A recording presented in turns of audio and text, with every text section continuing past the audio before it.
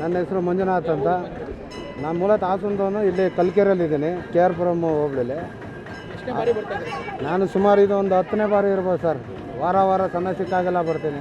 ಇಲ್ಲಿ ಬಂದಾದ್ಮೇಲೆ ಒಂದು ಶಾಂತಿ ನೆಮ್ಮದಿ ನನಗೆ. ನಾನು ಬಾಡಿಗೆ ಆಟೋ ಓಡಿಸ್ತಾ ಇದ್ದೆ. ಒಂದೇ ಒಂದು ವಾರ ಕಾಯಿ ಕಟ್ಟಿದ್ದು, ಮಾರನೇ ವಾರನೇ ನನ್ನ ಗಾಡಿ ಆಯಿತು. ಯಾವ ತೊಂದರೆ ಆಗಲಿಲ್ಲ. ಕುಡಿತಾ ಇದ್ದೆ, ಡ್ರಿಂಕ್ಸ್ ಮಾಡ್ತಾಯಿದ್ದೆ. ಈ ತಾಯಿ ಸನ್ನಿಧಾನಕ್ಕೆ ಬಂದೆ, ಅದೊಂದು ಮೆಡಿಸನ್ ಕೊಟ್ಟರು, ತೊಗೊಂಡೆ.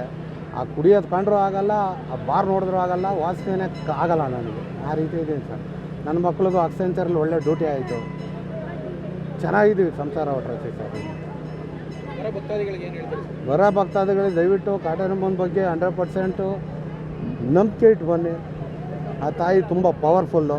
ಎಲ್ಲ ಒಳ್ಳೆಯದಾಗುತ್ತೆ, ಒಳ್ಳೆ ಕೆಲಸನೇ ಆಗುತ್ತೆ ಸರ್. ದೇವಸ್ಥಾನದಲ್ಲಿ ಏನೇನು ವಿಶೇಷತೆ ಇದೆ ಸರ್? ವಿಶೇಷತೆ ಅಂದರೆ ನಮ್ಮ ಇಷ್ಟಪಟ್ಟು ಇಚ್ಛೆಯಿಂದ ಏನು ಕಾಯಿ ಬೇಡಿ ಹರಕೆ ಕಟ್ಕೊಂಡು ಕಾಯಿ ಕಟ್ತೀವಿ, ಅದು 100% ಆಗುತ್ತೆ ಸರ್. ಹಾಂ, ಮತ್ತು ದೀಪ ಹಚ್ಚೋದು ಮತ್ತು ಎಲ್ಲ ಥರದಲ್ಲೂ ಒಳ್ಳೇದಾಗುತ್ತೆ ಸರ್. ಆ ಬೀಗ ಹಾಕೋದು ಅದು ಅದ್ರ ಬಗ್ಗೆ ಅಷ್ಟು ಐಡಿಯಾ ಇಲ್ಲ, ನಾವು ಮಾಡೋಕ್ಕೆ ಹೋಗಿಲ್ಲ.